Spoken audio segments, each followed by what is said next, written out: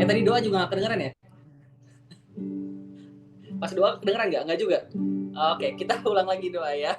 Ya, sama-sama kita bersatu dalam doa. Terima kasih Tuhan Yesus untuk penyertaan-Mu pada malam hari ini ya Tuhan. Kami boleh berkumpul bersama ya Tuhan Yesus.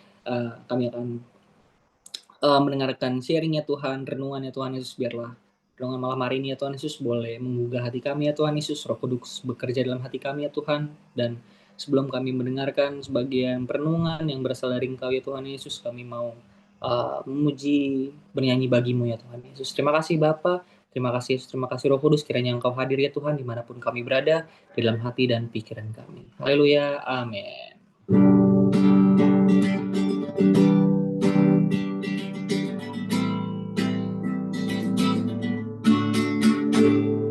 Hai, siarkan di gunung, di bukit dan di mana jua. Hai, siarkan di gunung, lahirnya Al-Masih. Hai, siarkan.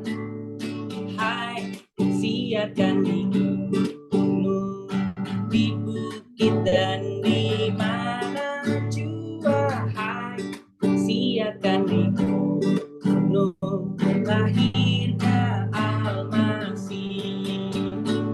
Di waktu kau gembala menjaga dombanya, terpancar dari langit cahaya mulia. Oh, hai, siarkan di gunung, di bukit dan di mana jua. Hai, siarkan di gunung, lahirnya Al-Masih. Sekali lagi. Hai, siarkan di gunung, di bukit dan di mana juga. Hai, siarkan di gunung, lahirnya Al-Masih. Sekali lagi, hai siarkan. Hai, siarkan di gunung, di bukit dan di mana juga. Hai, siarkan di gunung, lahirnya Al-Masih. Di waktu kau gembala, di waktu kau gembala menjaga dombanya, terpancar dari langit cahaya mulia. Hai, siarkan di gunung, di bukit dan di mana jua. Hai, siarkan di gunung, lahirnya Al-Masih. Lahirnya Al-Masih, lahirnya Al-Masih, lahirnya Al-Masih. Oke, sebelum kita mendengarkan sharing pada malam hari ini, kita akan menyanyikan satu lagu Natal.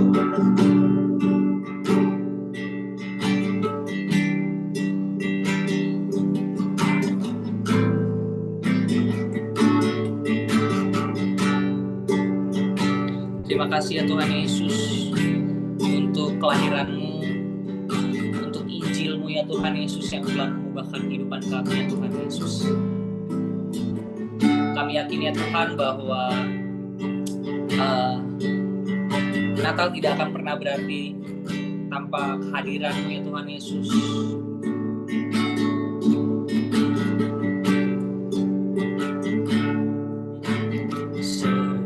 Seperti palungan layakkanlah hatiku menyambut-Mu Tuhan. Seperti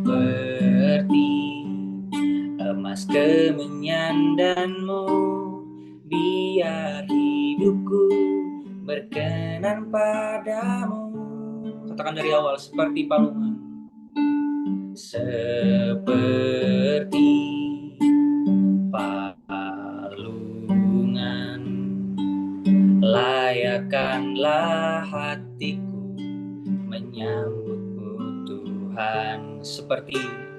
seperti emas kemenyan danmu, biar hidupku berkenan padamu. Sebab Natal tak akan berarti tanpa kasih-Mu. Lahir di hatiku hanya bersamamu, Yesus, ku rasakan selalu indahnya Natal di hatiku.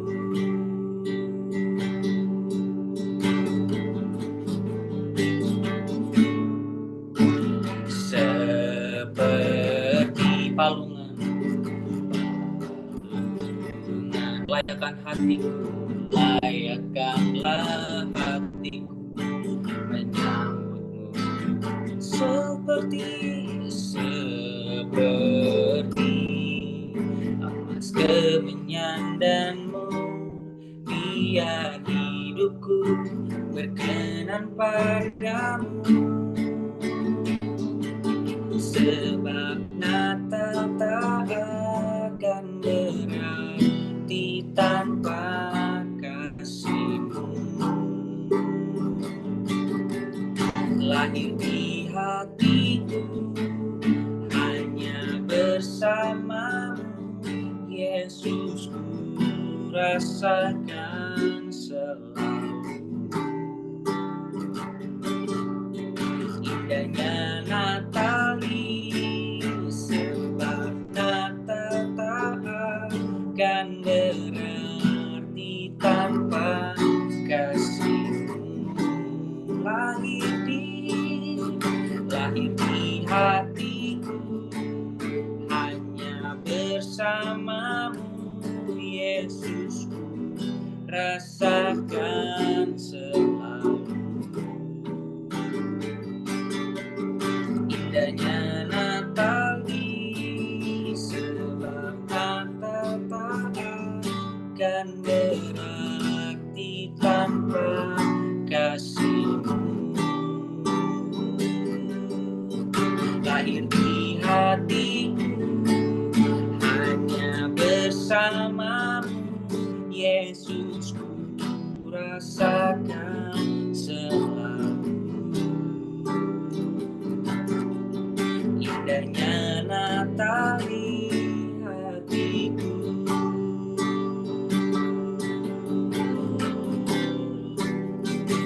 Terima kasih Tuhan untuk kelahiran-Mu,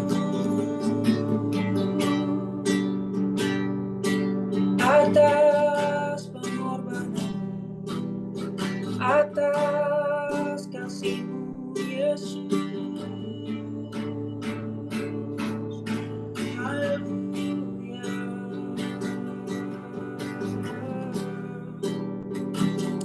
Terima kasih Tuhan, sebab kelahiran-Mu mengubahkan, membebaskan kami.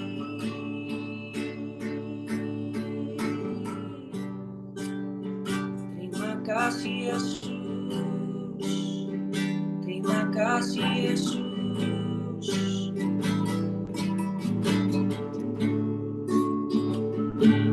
Sebab Natal tak akan berarti tanpa kasih-Mu. Lahir di hatiku hanya bersamamu, Yesus, ku rasakan selalu indahnya Natal di. Sebab Natal tak akan berarti tanpa kasih-Mu. di hatiku hanya bersamamu, Yesusku, rasakan selalu indahnya Natal di hatiku, indahnya Natal di hatiku, indahnya Natal, indahnya Natal di hatiku. Saya serahkan kepada pembicara untuk berdoa. Mari kita berdoa. Tuhan, kami mengucap syukur pada malam hari ini kalau kami boleh kumpul untuk bersekutu bersama, untuk berdoa, untuk menyembah Tuhan, untuk mendengarkan firman Tuhan. Kiranya Tuhan, Engkau yang hadir di tengah-tengah kami, Engkau yang mau berbicara melalui hamba-Mu, sembunyikan hamba-Mu di belakang salib-Mu yang suci, sehingga pada akhirnya bukan lagi hamba-Mu, melainkan Kristus yang dapat jumpai melalui firman-Mu. Demi Kristus Yesus, Tuhan dan Juru Selamat kami berdoa dan mengucap syukur. Semua kasih Tuhan, sama-sama kita katakan amin. Baik, selamat malam semuanya. Nah, senang sekali kita bisa bersama-sama lagi. Mau bertanya dulu, tadi ada yang baru join juga, namanya Franz Gultom. Ini bukan fans kita kan? Atau ini fans kita? Franz Marcelino, bukan. Dari fotonya sih kayak Frances kita kayaknya. Oh, fans kita, cuma gak namanya aja ya. Oh, Tapi nama ini Franz Gultom. Gultom, ini Bung Onggi nih, Tonggi Raja Gultom ini pasti. Tuh kan, pantas aja dia pakai nama Franz Gultom. Tuh. Tonggi Raja Gultom, selamat malam Bung Onggi. Dan selamat bergabung juga pada Pak Yusuf yang hari ini bersama-sama dengan kita. Dan tadi mana yang Brother Haris ya, gitu kan? Brother Haris nggak apa-apa, bisa sama-sama dengan kita. Oke, malam hari ini kita mau merenungkan bersama-sama tentang satu tema yang saya beri judul A Prelude to Christmas, gitu ya, Hopes and Fears, A Prelude to Christmas. Izinkan saya untuk mencoba untuk share ini. Saya nggak tahu, saya belum pernah share Canva sebelumnya. Saya nolak sekali, saya belum pernah share Canva. Apakah semuanya bisa melihat si Canva ini dalam ukuran yang besar? Bisa. Udah ya, kelihatan ya ukuran besarnya ya. Oke. Karena saya belum pernah, makanya saya nolak banget gitu. Saya mencoba untuk mengupgrade, katanya gitu. Biar PPT saya nggak cuma putih aja gitu kan, jadi kita berusaha untuk membuatnya pakai Canva gitu. Oke. Nah, saya berikan judul bahwa Hopes and Fears, A Prelude to Christmas. Nah, kita mau merenungkan bersama-sama hal yang mungkin seringkali terlewatkan gitu ya. Setiap tahun kita pasti merenungkan, well udah Desember, Natal lagi, well udah Desember, Natal lagi. Tapi apa gitu kan? Apa yang menjadi bermakna bagi setiap kita tahun ini? Apa yang menjadi bermakna bagi saya tahun ini? Nah, itu saya ingin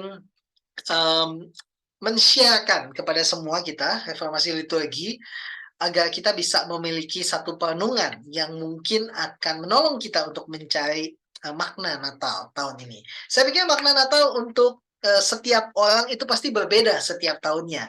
Seiring dengan bertumbuhnya kita, berkembangnya kita, pemahaman kita, pengenalan kita akan Kristus, seiring bertambahnya usia, pasti makna Natal itu dimaknai secara berbeda. Ketika kita kecil, kita memaknai Natal adalah tentang hadiah. Kalau kita yang biasa untuk diperkenalkan dengan konsep Santa Claus, kita pasti akan dikejutkan ketika tergantung tradisinya tanggal 25 atau tanggal 5 Desember gitu, di mana tiba-tiba ada kado Natal dan itu dikatakan oh ini dari Santa gitu. Padahal kita tahu bahwa Santa yang asli adanya di mana? Di mall gitu ya. Karena kalau lagi Natalan ada banyak Santa Claus di mall gitu. Nah, itu Santa yang asli. Nah, begitu juga dengan kita, seiring kita bertumbuh dengan besar, ada begitu banyak hal yang berubah. Mulai dari Santa Claus, kalau kita yang Kristen itu adalah tentang Yesus, kalau yang nggak Kristen adalah tentang Santa. Mungkin tahun depan kita mengamati pohon Natal dan sebagainya dan sebagainya. Saya adalah orang yang sangat menyukai Natal. Saya musik Natal itu biasanya saya mulai pasang di bulan Oktober, tengah-tengah Oktober itu saya udah mulai pasang musik Natal. Oktober, November, Desember gitu ya. Dan pohon Natal yang karena kehektikan saya belum pasang pohon Natal. Biasanya pohon Natal pun November saya udah mulai pasang gitu. Dan saya ingin agar pohon Natal itu tetap bertahan di sana sampai dengan tahun depan. Kan tinggal kalau Natal ya pohon Natal, begitu Imlek tinggal diganti ornamennya, diturunin ganti ornamen angpau jadi pohon Imlek gitu atau dan sebagainya gitu. Cuma karena nggak bisa, mama saya nggak mengizinkan hal itu terjadi gitu ya. Nah, orang di rumah saya merasa bahwa nggak cocok temanya, menurut saya padahal cocok banget temanya. Nah, pemahaman kita akan Natal itu pasti berkembang. Pemahaman kita tentang Kristus yang lahir itu pasti berkembang. Fokus kita setiap tahunnya pasti berkembang. Begitu juga dengan lagu Natal. Lagu Natal setiap tahun kalau kita dengerin, pasti ada lagu yang kayak tahun lalu kayaknya nggak pernah dengar lagu ini, tapi tiba-tiba sekarang lagu itu tiba-tiba kalau dalam bahasanya orang Pentakosta karismatik adalah lagunya tiba-tiba merema di dalam kehidupan, gitu kan? Sesuatu yang tadinya kayaknya biasa aja gitu, tapi kok tahun ini tiba-tiba ngeklik banget ya, gitu. Nah, hal-hal seperti itu saudara pasti semua punya. Nah, hari ini izinkan saya untuk berbicara gitu ya atau men-sharekan sesuatu tentang hopes and fears, a prelude to Christmas. Mengucapkan selamat memasuki minggu Advent yang kedua ini, gitu ya. Kan kita sama-sama tahu bahwa Advent adalah masa penantian. Penantian akan datangnya, kan? Advent itu kan adalah penantian akan datangnya seseorang yang ditunggu, seseorang yang diharapkan untuk datang gitu. Dan kita memasuki minggu Advent yang kedua, setelah itu nanti kan akan Natalan gitu. Tapi kan gereja-gereja Pentakosta karismatik atau enggak lah gereja-gereja Injili pada umumnya juga gereja Pentakosta karismatik begitu mulai masuk Desember udah mulai gantian Natalan gitu kan. Nah, kan kalau gereja-gereja Katolik pasti enggak, mereka ada minggu Adventnya, nanti Natalannya pada tanggal 25. Nah, terlepas dari itu semua, izinkan saya untuk memandu kita pada malam hari ini. Nah, sebentar. Nah, oke.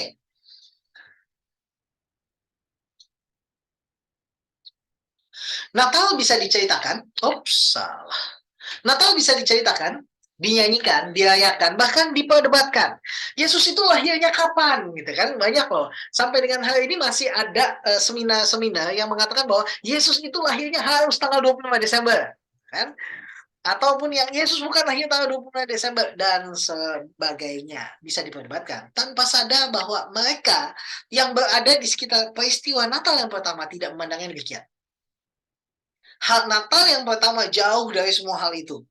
Jauh dari apa yang namanya Natal yang syahdu, Natal yang romantis, Natal yang penuh hadiah. Jauhlah itu dari semua. Bahkan Advent, penantian, gitu ya, itu tidak disadari sebagai Advent bagi mereka. Sekali lagi, Natal yang pertama itu jauh daripada hal-hal yang kita rayakan hari ini. Bahkan Advent dalam penantian itu jauh.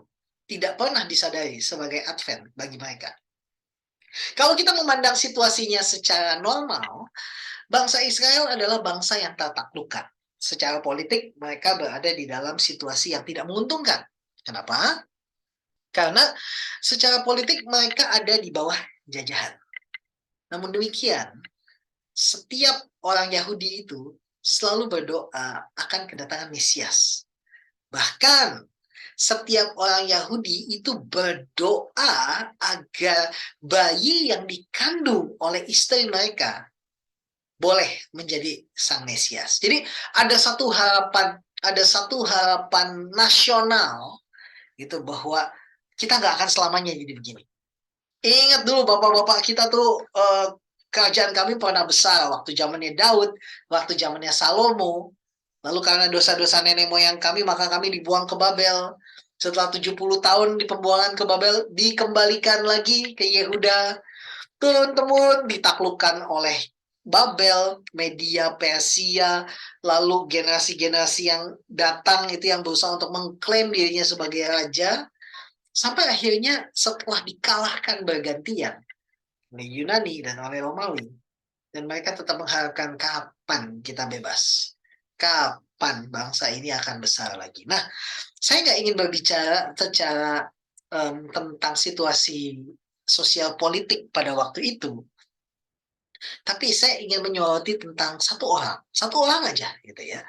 Itu kan karena saya pikir terlalu banyak orang-orang yang ada di sekitar Natal yang pertama, tapi malam ini izinkan saya untuk menyoroti tentang satu orang, yaitu seorang imam yang namanya Zakaria, ya. Seorang imam yang namanya Zakaria. Di dalam Lukas pasal yang pertama ayat yang ke-5 kita mulai sampai dengan ayatnya yang ke-13.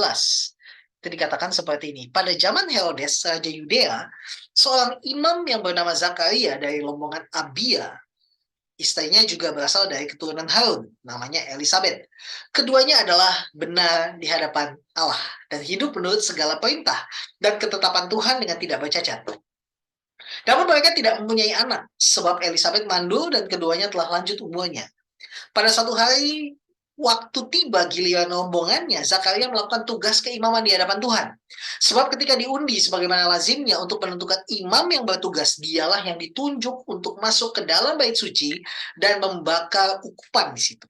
Sementara itu seluruh umat berkumpul di luar dan sembahyang. Waktu itu adalah waktu pembakaran ukupan. Maka tampaklah kepada Zakaria seorang malaikat berdiri di sebelah kanan mesbah pembakaran ukupan. Melihat hal itu ia terkejut dan menjadi takut. Tapi malaikat itu berkata kepadanya, jangan takut hai Zakaria, sebab doamu telah dikabulkan dan Elizabeth istrimu akan melahirkan seorang anak laki-laki bagimu dan haruslah engkau menamai dia Yohanes. Nah, perhatikan beberapa hal ini, saudara-saudara. Ini ada satu orang, seorang imam namanya Zakaria, istrinya juga keturunan Harun, namanya Elizabeth, keduanya hidup benar di hadapan Allah. Hidup menurut segala perintah dan ketetapan Tuhan dengan tidak bercacat, tapi nggak punya anak. Gitu ya. Lalu setelah tiba waktunya, tiba-tiba ia melakukan tugas keimaman, dia melihat malaikat. Dan Zakaria belum pernah melihat malaikat sebelumnya. Dan ketika malaikat itu datang, ia terkejut dan menjadi takut. Itu yang dicatatkan oleh penulis Injil Lukas. Tapi malaikat itu berkata, jangan takut, hai Zakaria, doamu telah dikabulkan. Saya suka kata-kata ini, doamu telah dikabulkan.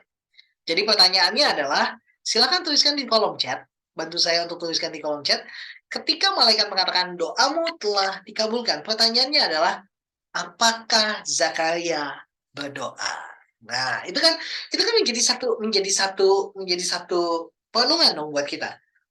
Kalau doamu sudah dikabulkan, artinya indikasinya adalah Zakaria berdoa. Apa yang didoakan? Banyak yang didoakan. Kenapa? Nanti saya ceritakan. Setidaknya adalah ketika dikatakan bahwa doamu telah dikabulkan, istrimu akan melahirkan seorang anak laki-laki bagimu.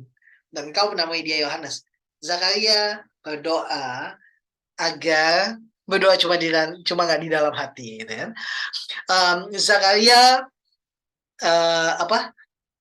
dia berdoa dan akan dikabulkan. Engkau harus menamai dia Yohanes. Doamu telah dikabulkan. Nah, sekarang bantu saya untuk tulis di kolom chat, berapa lama sih kita sabar, atau kadang-kadang kita berpikir bahwa deadline doa itu berapa lama? Kalau kita berdoa hari ini, berapa lama kita sabar dengan deadline, dengan doa? Yuk, sok dituliskan. Ada orang yang sangat gak sabaran, pengennya berdoa hari ini, 2-3 hari kemudian dijawab. Gitu ya. Berapa lama kita berdoa sebelum kita lupa? Silakan. Berapa lama sih kita berdoa sebelum kita melupakan doa yang kita doakan?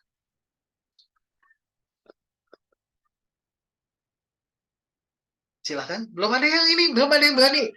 Takut bargaining di sini. Ntar, kalau gue jawab 10 hari, ternyata ada orang yang lebih sabar dari gue. Ternyata kalau enggak gitu, ternyata gue terlalu sabar gitu. Saya pengen tahu gitu, berapa lama, pengennya langsung tuh katanya. Si Abraham bilang itu pengennya langsung. Berdoa saat ini dan saat ini juga dapat gitu kan. Maksimal 1 tahun katanya Pak Yusuf. Minta tanda, banyak banget gitu kan. Maksimal 1 tahun gitu. Habis itu lupa. Sure. Gitu. Manusia kita pasti begitu ya. Kayaknya sabar deh. Sebelum lupa gitu kan. Gitu. Nah, pada akhirnya kan kita mostly kita lupa. Ya. Dan si malaikat ini bilang, Zakaria, doamu sudah dikabulkan. Elisabet istrimu akan melahirkan seorang anak laki-laki bagimu, dan haruslah engkau menamai dia Yohanes. Gue juga sabar, bertahun-tahun ingat. Tuh ini, bertahun-tahun ingat katanya. Oke, kita lanjutkan dulu ya. Engkau akan bersuka cita dan bergembira, bahkan banyak orang akan bersuka cita atas kelahirannya itu. Sebab ia akan besar di hadapan Tuhan, dan ia tidak akan minum anggur atau minuman keras, dan ia akan penuh dengan Roh Kudus mulai dari rahim ibunya.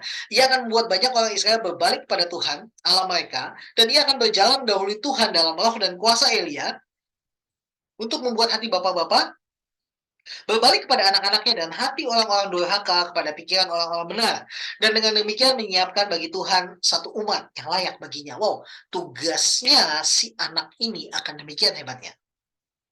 Lalu kata Zakaria pada malaikat itu, bagaimana aku tahu bahwa hal itu akan terjadi? Sebab aku sudah tua dan istriku sudah lanjut umurnya. Tidakkah pertanyaan ini adalah pertanyaan normal?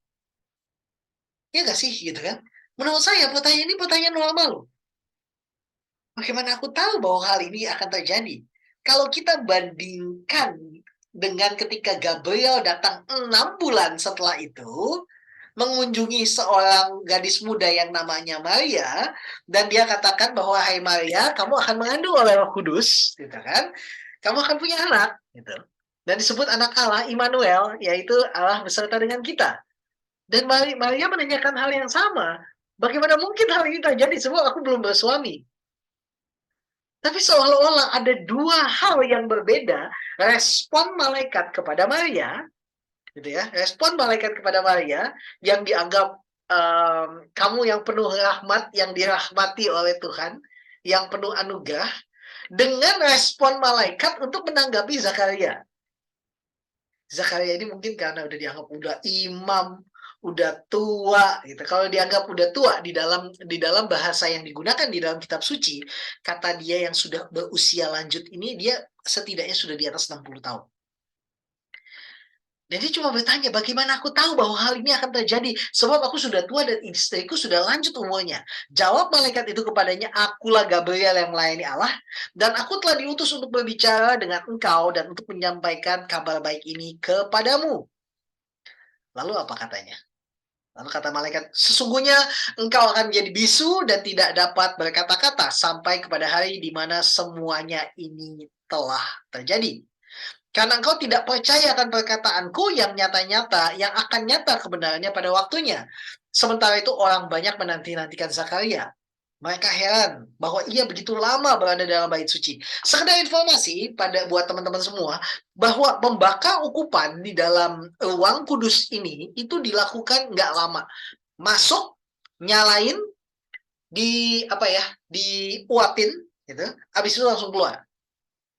Gitu ya, jadi nggak lama, nggak ada pujian penyembahan dulu, gitu, nggak ada pujian penyembahan dulu, nggak ada doa syafaat dulu, nggak, gitu kan, langsung seperti itu. Dan dia begitu lama, gitu kan, karena ia begitu lama berada dalam bait suci. Ketika ia keluar, ia tidak dapat berkata-kata kepada mereka, dan mengertilah mereka bahwa ia telah melihat satu penglihatan di dalam bait suci. Lalu ia memberi isyarat kepada mereka sebab ia tetap bisu.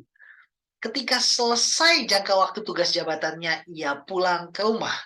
Beberapa lama kemudian, Elizabeth istrinya mengandung, dan selama 5 bulan itu ia tidak menampakkan dirinya. Katanya, inilah satu perbuatan Tuhan bagiku, dan sekarang ia berkenan menghapuskan aibku di depan orang. Nah, mulai kita akan cek beberapa faktanya. Dan fakta-fakta ini akan membuat kita menyadari bahwa, oh my God, ternyata seperti itu toh kisahnya, gitu ya. Oke. Stay with me. Zakaria adalah seorang imam tua yang nggak punya anak. Saya mau katakan gini, tidak ada yang istimewa dari kehidupan seorang imam di antara 18.000 imam keturunan Harun yang hidup di masa Yesus. Oke? Gitu. Jadi kita selalu pikir, oh kalau dia imam dia spesial. No. Pada waktu itu di Israel kurang lebih ada 18.000 imam keturunan Harun. Tidak ada yang spesial dari Zakaria. Kalau kita berkaca pada kehidupan kita hari ini yang sama-sama melayani Tuhan, kita akan menyadari gitu bahwa oh ternyata nggak spesial-spesial amat ya hidupku. Aku ini banyak loh yang sepertiku. Kan kadang-kadang kita pikir bahwa I am something gitu kan. Kita ingin selalu diingat bahwa saya ini adalah seseorang, saya ini adalah sesuatu gitu. Tapi ternyata nggak seperti itu. Zakaria adalah satu dari 18.000 imam keturunan Harun yang hidup di masa Yesus atau di masa sebelum Yesus. Kehidupannya suci, namun masyarakat menganggapnya tidak diberkati, berdosa, terkutuk karena tidak punya anak. Dalam hukum Yahudi pada waktu itu, seorang suami dapat menceraikan istrinya jika dia nggak punya anak. Seolah-olah bahwa anak itu adalah segalanya. Nggak punya anak, istrinya mandul. Kalau nggak punya anak, itu selalu disalahkan kepada istrinya. Wah, itu benar-benar sangat patriarkal sekali gitu kan gitu. Coba kalau ditanyakan pada Vinky Kantohe, pasti Vinky akan mengatakan bahwa ini sangat misoginis gitu atau apapun lah ya gitu. Nah, cuma maksudnya adalah bahwa kamu tidak punya anak, yang selalu disalahkan siapa? Istrinya. Yang selalu disalahkan adalah istrinya. Tidak pernah yang disalahkan itu suaminya. Nah, karena itu kehidupannya suci. Lukas berusaha untuk menuliskan bahwa hidupnya benar di hadapan Allah. Tulisan Lukas untuk menekankan bahwa kehidupannya benar di hadapan Allah itu adalah untuk membela Zakaria dari pemikiran orang-orang pada waktu itu bahwa dia ini pasti orang berdosa. Dia nggak diberkati, dia berdosa, bahkan dia terkutuk karena dia nggak punya anak. Nah, tidak memiliki anak ternyata nggak menjadi hanya sekedar masalah sosial, di mana dia dianggap, imam kok nggak punya anak, gitu kan? Lebih daripada hanya sekedar masalah sosial, tapi juga masalah ekonomi, yaitu bahwa tidak ada yang menanggung mereka di masa tua. Jadi ternyata nggak punya anak itu, pada masa perjanjian baru, itu masalahnya bukan hanya masalah kultur sosial, stigma sosial, tapi juga masalah ekonomi.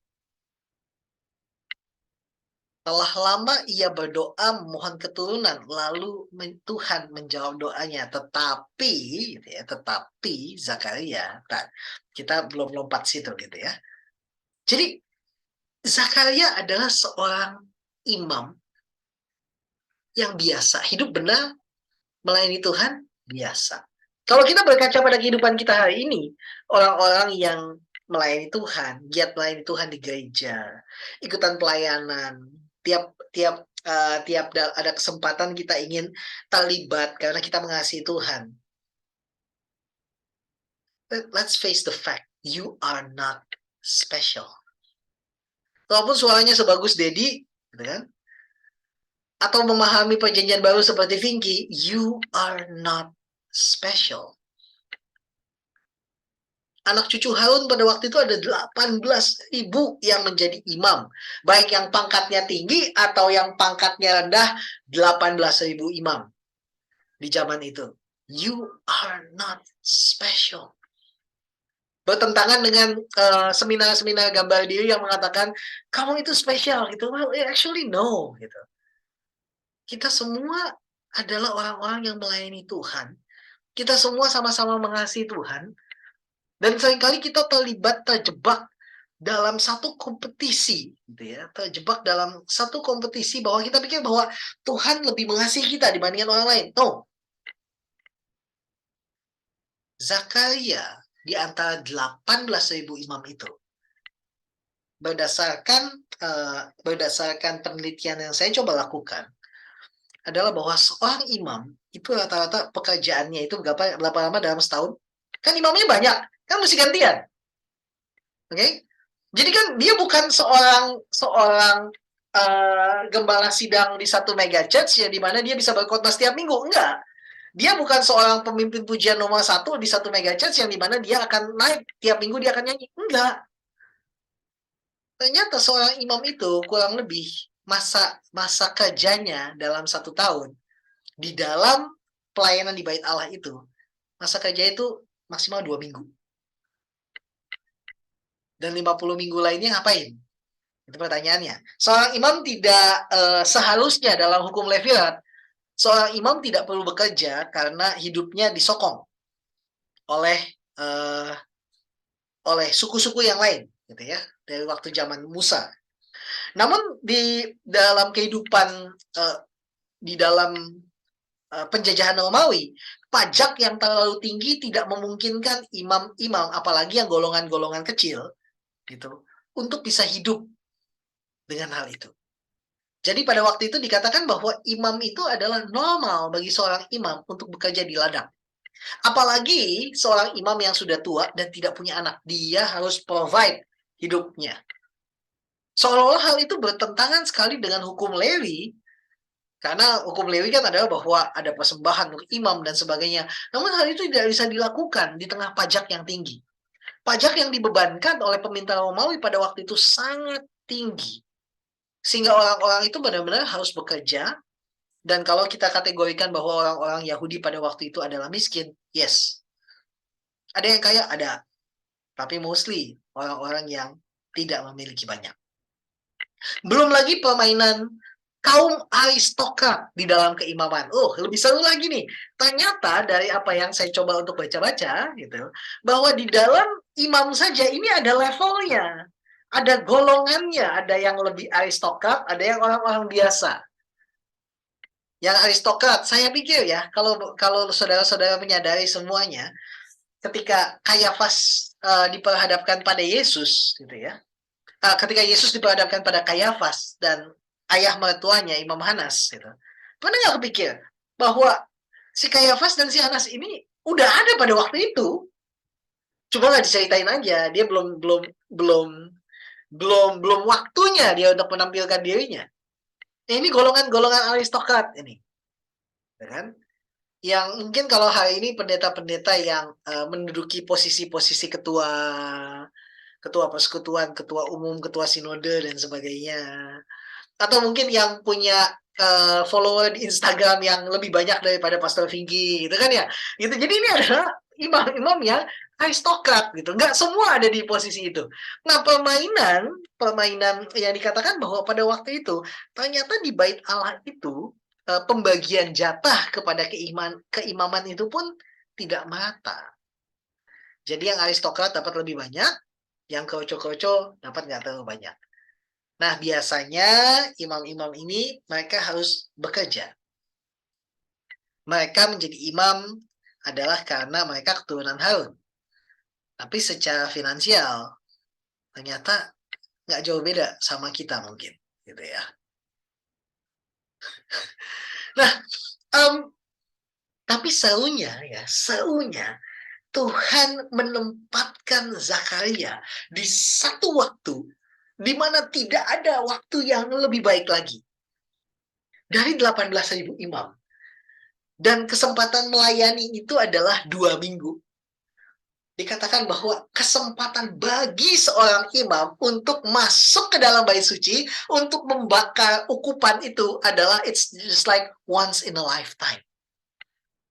Chance-nya itu adalah kayak this is my moment, gitu kan?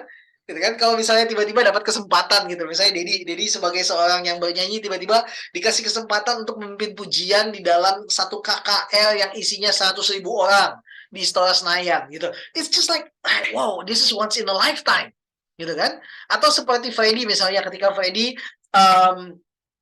bisa main musik gitu, tiba-tiba bilang, ayo Fred, kamu akan main dan akan diliput gitu kan, untuk diliput oleh TV-TV stasiun 100 negara gitu. Well, everybody thinks that this is once in a lifetime. Bagi Zakaria hari itu adalah kesempatan sekali seumur hidup. Masuk, menyalakan ukupan, keluar, and everybody will look at him, gitu ya. Dan mungkin orang-orang pada waktu itu akan mulai berpikir bahwa ternyata dia nggak berdosa banget. Ternyata dia nggak terkutuk banget karena undiannya keluar dia yang ini kan. Kan seperti yang Amsal katakan, apa undi dibuang pada pangkuan tapi jawabannya keluar daripada Tuhan. Kan? Tapi ternyata gitu ya, ketika dia pikir dia bisa masuk dan selesai dengan ritualnya, tiba-tiba dia berjumpa dengan malaikat Tuhan. Sesuatu yang di luar dari agendanya, sesuatu yang di luar dari doanya. Agendanya dia adalah cuma masuk, nyalain ukupan, keluar. That is his hope. Tapi ternyata di dalam itu dia bertemu dengan his fear. Dia tidak hanya berjumpa dengan harapannya, tapi ternyata di dalam itu dia berjumpa dengan ketakutannya. Dia berjumpa dengan ketakutannya, yaitu bahwa ketika si malaikat itu katakan, doamu sudah dikabulkan, kamu akan punya anak. Bagaimana mungkin? Karena kamu nggak percaya, kamu akan bisu. Jadi setelah lama ia berdoa untuk memohon keturunan, Tuhan menjawab doanya, tetapi Zakaria dalam bahasa yang saya gunakan adalah Zakaria berdoa namun tidak percaya. Sekali lagi, dalam bahasa yang saya gunakan adalah Zakaria dia berdoa namun tidak percaya. Teman-teman semua yang ada di tempat ini, bisa nggak kalau misalnya sudah bisa belum tadi dengan cerita yang saya gambarkan untuk menempatkan posisi kita seperti Zakaria tadi? We have our hopes. Tapi ternyata mostly our hopes it turns into our fear, gitu ya. Ketika kehidupan yang nggak baik ini berjalan, semuanya fear, dan di dalam kehidupan kita memegang sesuatu, this is my hope, gitu ya. Akan di dalam kehidupan yang turmoil, di dalam kehidupan yang bergejolak ini kita punya satu hope yang kita pegang di hadapan Tuhan, dan tiba-tiba Tuhan katakan, oke, doamu sudah dikabulkan. Apakah kita akan merasakan sukacita yang besar atau justru kita nggak percaya? Why? Karena kita mungkin lebih menggenggam fear kita dibandingkan hope kita. Dan kita takut kalau hope itu menjadi kenyataan, kita tidak memiliki hope lain untuk berpegang. Seringkali kalau misalnya hope itu kejadian, mungkin kita menjadi takut. Karena kita tidak lagi memiliki hope untuk berpegang. Kita merasa bahwa kalau hope-nya itu lepas, kalau hope-nya ini menjadi terrealisasi, aku nggak punya hope lagi dong. Hal itu membuat kita berdoa, namun tidak percaya. Lebih ironisnya lagi adalah hal ini. Arti nama Zakaria, Zakaria ini, kemarin sempat ngobrol sama Ko Felix, gitu kan. Zakaria ini memiliki dua akar kata, Tuhan dan ingat. Artinya bisa Tuhan ingatlah, atau ingatlah ya Tuhan, atau hai jiwaku ingatlah akan Tuhan, dan sebagainya, bisa saja, tergantung bagaimana tensis itu dibuat. Tapi intinya adalah bahwa dua kata-kata ini, Tuhan ingat, Tuhan mengingat, Tuhan ingatlah. Zakaria tahu arti namanya. Seumur hidup dia tahu arti namanya, Tuhan ingat. Tapi dia nggak percaya. Ini menjadi sangat ironis menurut saya. Karena Zakaria yang tahu arti namanya bahwa Tuhan ingat. Tuhan mengingat. Tuhan ingatlah. Zakaria yang tahu arti namanya, tapi tetap tidak percaya. Dan pada akhirnya, dia menginginkan harapan tetap menjadi harapan. Dan harapan takut. Dia terlalu takut untuk membiarkan Tuhan mengambil harapannya dan merealisasikannya dalam kehidupan. My question, berapa banyak dari kita yang seperti itu? Berapa banyak dari kita yang berharap tapi terlalu takut? Berapa banyak dari kita yang berdoa namun tidak percaya?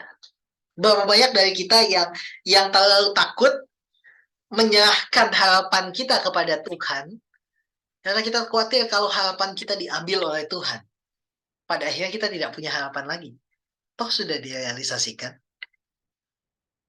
Kalau kita menonton film kurang lebih berapa tahun yang lalu ya? 10 tahun yang lalu lah, kurang lebih. 10 tahun yang lalu kalau misalnya ada yang menonton film Megamind, gitu ya, satu film kartun yang sangat bagus sekali menurut saya pesan moralnya. Tentang seorang super villain namanya Megamind ini. Dan Megamind ini punya satu tujuan hidup, yaitu untuk menyingkirkan superhero pada waktu itu adalah Metro Man. Dan yang terjadi adalah satu hari dia menang. Dia bisa menyingkirkan, dia bisa membunuh si Metro Man itu. Dan pada akhirnya hidupnya empty. Dia merasa bahwa hidupnya tidak lagi berarti. Kenapa? Karena tujuan hidupnya dia, harapannya dia, itu sekarang sudah terrealisasi dan dia udah nggak punya struggle lagi dalam kehidupan. My question adalah, berapa banyak dari kita yang berdoa tapi tidak percaya bahwa Tuhan mampu melakukannya? Dan berapa banyak dari kita yang terlalu takut untuk membiarkan Tuhan mengambil harapan kita dan merealisasikannya dalam kehidupan kita? Tuhan, aku sakit, aku mau sembuh. Tapi ketika Tuhan katakan bahwa oke, let me. Dan kita akan pikir, tapi Tuhan kalau aku sembuh, nanti aku nggak punya harapan lagi. Nanti kalau aku sembuh, nanti aku jadi jauh sama Tuhan. dan segala macam hal yang mungkin terjadi. Kita berdoa gitu ya untuk pemulihan keluarga, tapi kita nggak percaya bahwa Tuhan bisa melakukannya. Kita berdoa untuk kelancaran studi masa depan, tapi kita nggak percaya Tuhan mampu menjaminnya. Kita berdoa untuk luka-luka hati dan kekecewaan, kita tidak percaya bahwa Tuhan mengasihi kita. Simply, we are the one who always pray but not believing. Tidakkah hari ini kita terdengar seperti Zakaria kecil dalam hidup ini? Kitalah orangnya yang berdoa tapi tidak percaya. Kitalah orangnya yang berdoa tapi kita nggak izinkan Tuhan untuk melakukan hal itu dalam hidup kita. Kenapa? Karena kalau saya izinkan ya Tuhan, kalau saya beneran sembuh dari kekurangan saya hari ini, saya nggak lagi unik. Saat ini saya unik karena saya sakit ya Tuhan. Kacamata saya minus 19, Bapak Ibu Saudara sekalian, sebangsa dan setanah air.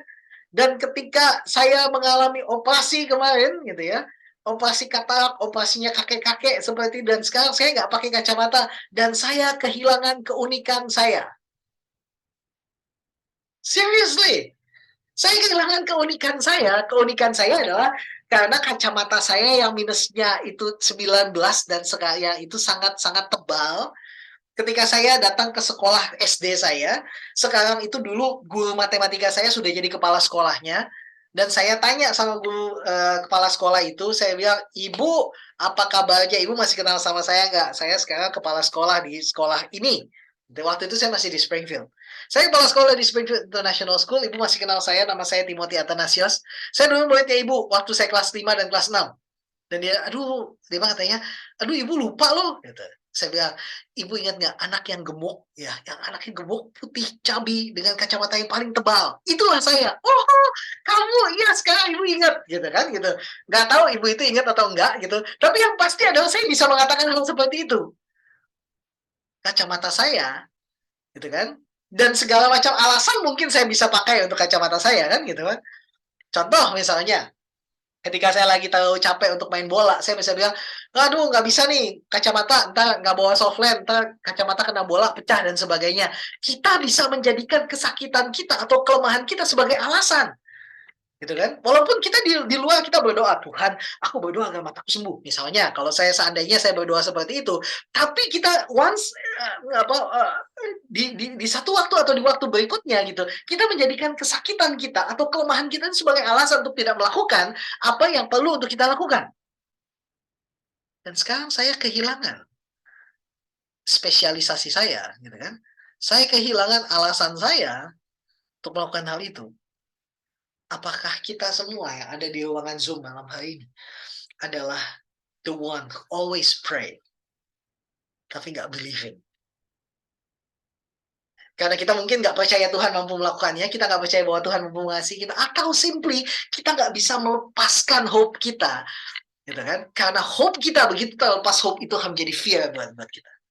Aku terlalu takut ya Tuhan. Aku terlalu takut kalau sampai mimpi ini jadi nyata, habis itu apa? Kalau aku berdoa agar uh, kalau aku berdoa agar hidup ini menjadi lebih baik gitu, habis itu apa? Tidak ada lagi yang bisa aku nikmati. Apalagi kalau misalnya aku menjadi lebih jauh dari Tuhan. Mungkin itu menjadi pergumulan kita.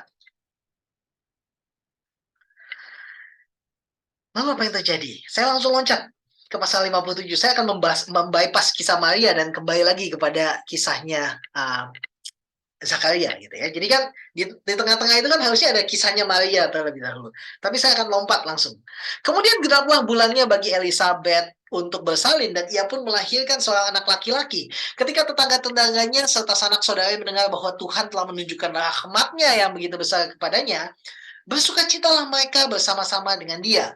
Maka datanglah mereka pada hari yang ke-8 untuk menyunatkan anak itu, dan mereka hendak menamai dia Zakaria menurut nama bapaknya. Gitu ya. Ternyata di sana masih ada istilah junior, gitu kan?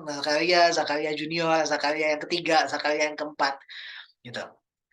Kata mereka kepadanya, tapi ibunya berkata, "Jangan, ia harus dinamai Yohanes." Kata mereka kepadanya, "Tidak ada di antara sanak saudaramu yang bernama demikian."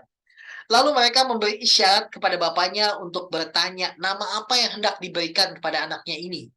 yang meminta batu tulis lalu menuliskan kata-kata ini. Namanya adalah Yohanes. Dan mereka pun heran semuanya. Dan seketika itu juga terbukalah mulutnya dan terlepaslah lidahnya. Lalu ia berkata-kata dan memuji Allah. Apabila tadi sudah cukup ironis ketika arti nama Zakaria itu berarti Tuhan mengingat atau Tuhan ingatlah. Arti dari nama Yohanes adalah Tuhan mengasihani. Yohanan. Tuhan memberikan kasih karunia. Yohanan, Tuhan memberikan kasih karunia. Dan ketika mengingat terasa tidak cukup, Tuhan menunjukkan kasih karunia-Nya sehingga terpujilah Dia yang setia. Kita tahu Tuhan mengingat. Atau kita berdoa, Tuhan ingatlah aku. Tapi kita seringkali tidak mengizinkan Tuhan untuk mengambil hal itu. Tapi disitulah Tuhan menunjukkan kasih karunia-Nya. Dan kasih karunia itu merombak tentang cara kita berpikir. Kasih karunia Allah itu menyeluak masuk dan mengambil apa yang menjadi bagiannya. Kamu pikir kamu nggak bisa sembuh? Kamu pasti sembuh kalau aku inginkan. Kamu pikir kamu nggak bisa keluar dari kehidupanmu hari ini? Kamu pasti akan keluar dari kehidupanmu hari ini karena aku yang mengasihimu. Pada akhirnya pilihannya bukan lagi terletak kepada kita yang berdoa, tetapi pilihannya adalah terletak pada Tuhan yang mendengarkan doa kita. Dan bahkan jika kita tidak berdoa pun, Tuhan yang akan melakukan hal itu dalam hidup kita. Tapi saya pikir kita nggak mungkin bisa untuk tidak berdoa. Karena setiap doa itu ditaruh oleh Tuhan di dalam kehidupan kita. Sehingga that passion itu datang dari kita. Sekalipun Tuhan yang menaruh passion itu dalam hidup kita, passion itu datang dari kita, passion itu dikerjakan oleh karena Tuhan yang ada dalam hidup kita. Dan ketika mengingat rasa tidak cukup, Tuhan menunjukkan kasih karunia-Nya, bahkan Tuhan meletakkan kasih karunia-Nya dalam hidup kita, sehingga terpujilah Dia yang setia. Itulah sebabnya setelah Dia bisa berkata-kata, yang pertama kali diucapkan oleh Zakaria, nyanyiannya dia itu diberi nama di dalam bahasa Latin adalah Benedictus. Terpujilah. Benedictus adalah nyanyian kedua dari 3 nyanyian yang dinyanyikan di awal kitab Lukas. Yang pertama adalah nyanyian pujian Maria. Setelah Maria mendapatkan kabar bahwa dia akan mengandung, lalu Maria bernyanyi dan pujiannya itu disebut Magnificat, gitu ya. Magnificat itu artinya muliakanlah. Dan pada waktu itu di sisi lain gitu ya, di sisi lain setelah Maria menyanyikan Magnificat, lagu pujian yang kedua adalah dinyanyikan oleh Zakaria, yaitu Benedictus, yang artinya terpujilah. Yang pertama Magnificat, yang kedua Benedictus, dan yang ketiga dinyanyikan oleh Simeon yang ada di dalam bait suci yang menggendong anak-anak Yesus. Setelah Yesus diserahkan di bait suci, Simeon dan Hana yang ada di situ yang mengatakan menyanyikan pujian yang ketiga yang disebut Nunc Dimittis, yaitu biarkanlah hamba-Mu pergi karena aku sudah melihat keselamatan yang datang daripadamu. Bagaimanapun memulainya, bagaimanapun kondisi mereka hari itu, kondisi Maria yang menerima, kondisi Zakaria yang mungkin pada waktu awalnya tidak bisa menerima, dan kondisi Simeon yang sudah bertahun-tahun menunggu datangnya Sang Juru Selamat, pada akhirnya mereka semua berujung kepada menyanyikan pujian bagi Tuhan untuk meresponi Tuhan yang setia. Hal itu mungkin nggak akan sedramatis itu kalau misalnya doa itu dijawab dalam kurun waktu 1 minggu, 2 minggu, atau 1 tahun. Hal itu mungkin nggak akan sedramatis itu, tapi hal itu menjadi sangat dramatis karena mereka yang sudah berdoa bertahun-tahun, yang menunjukkan bahwa doa mereka, harapan mereka pun mereka tidak ingin lepaskan, tidak berani mereka untuk merealisasikan, tidak berani mereka mengizinkan Tuhan untuk merealisasikannya. Tapi pada akhirnya semua berujung, kemuliaan harus berujung kepada Tuhan. Dan Tuhan harus menjadi jawaban atas setiap doa. Tuhan harus menjadi kunci yang kita sadari bahwa Dia menjawab doa. Dan Tuhan harus menerima setiap pujian dari kehidupan kita. Sehingga di situ kita bisa melihat bahwa Sehingga dari situ kita bisa melihat bahwa Natal bukan hanya tentang Yesus yang lahir di palungan, melainkan juga tentang orang-orang yang bersentuhan dengan kelahirannya. Termasuk Zakaria yang meragu pada hari itu, dan juga termasuk kita yang meragu pada hari ini. Agar terpujilah Dia yang setia mengasihi kita. Saudara-saudara sekalian, rekan-rekan semuanya, dalam hidup kita, seringkali kita berdoa kepada Tuhan. Kita berdoa agar Tuhan memulihkan kehidupan ini, namun seringkali juga kita tidak mengizinkan Tuhan untuk melakukan menjadi bagiannya Tuhan. Kita terlalu takut bahwa our hope will turn into fears jika kita kehilangan hal itu. Teman-teman semua, biarkan sekalipun kita meragu hari ini, ajar kita untuk mempercayai bahwa kalau Tuhan mengambil harapan kita dan merealisasikannya, ujungnya harusnya bukan ketakutan, tapi ujungnya harusnya pujian bagi Tuhan yang menyelamatkan hidup kita.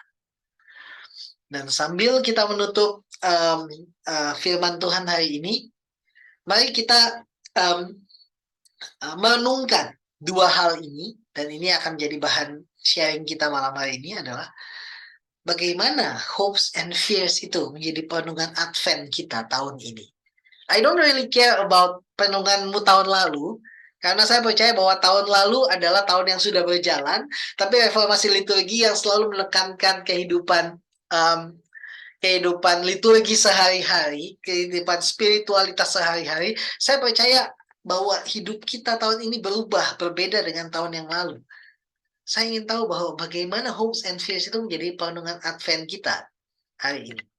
Yang kedua adalah, apakah Natal memberikan kelegaan bagi kita yang merayakannya hari ini? Ataukah justru Natal menjadikan kita menjadi satu event, ya udahlah, saya punya harapan dan ia akan tetap harapan. Sampai Natal tahun depan, sampai dengan Natal 2 tahun lagi, saya akan tetap menjadikan ini harapan. Atau Natal tahun ini menjadi kelegaan dan pemulihan bagi kita yang merayakannya. Sekalipun kalau itu artinya kita boleh berani melepas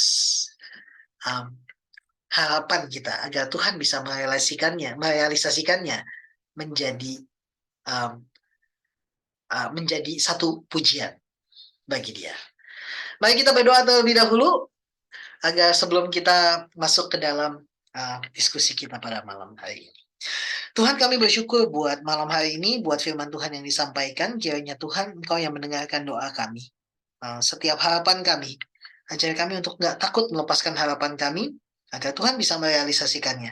Karena kami percaya bahwa ketika Tuhan merealisasikannya, ujungnya harus pujian pada Tuhan Allah yang menjadi jawaban atas doa kami.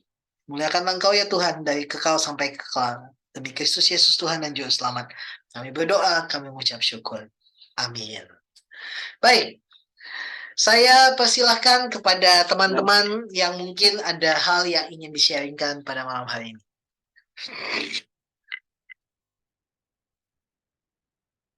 Silakan.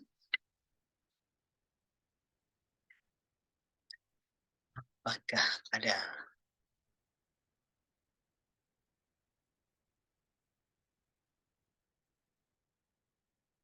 Itu Frances. Oh, itu Frances benar. Itu Frances. Yang Bang Deddy jelek? Itu Bung Onggi. Oke. Silakan. Apakah ada yang mau disampaikan? Ada yang mau di-sharingkan dan sebagainya? Atau ada yang mau menuliskan di kolom chat pertanyaan yang tadi? Apa sih, gitu ya? Apa sih yang menjadi bagaimana hopes and fears itu bisa menjadi perenungan bagi kita pada Advent kita, dan apakah Natal memberikan kelegaan bagi kita tahun ini? Oh, itu maksudnya Francis angkat tangan. Oke, silakan Francis.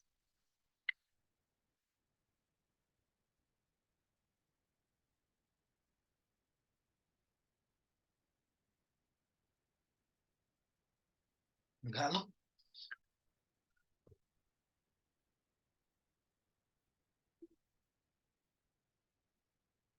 Enggak ada. Oke, kalau enggak ada enggak apa-apa. Enggak jelas sih. Enggak, kalau enggak angkat tangan. Oke, Saya kodim, saya kodim. silakan, silakan Bung.